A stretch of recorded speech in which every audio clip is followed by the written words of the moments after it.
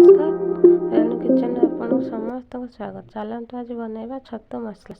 छतु मसला बनवाई ये मुझे प्रथम 2टी पिज को एमती काटिक नहीं, मेथी पत्र गोटे चामच नहीं, अदा रसुण पेस्ट गोटे चामच नहीं, 2टी डालचीनी नहीं, 3टी कंचा लंका नहीं और 3टी तेजपत्र नहीं, गोटे चामच लंका गुंड नहीं, हाफ चामच चिकेन मसला नहीं, हाफ चामच हलदी गुंड नहीं, हाफ चामच करी पाउडर नहीं।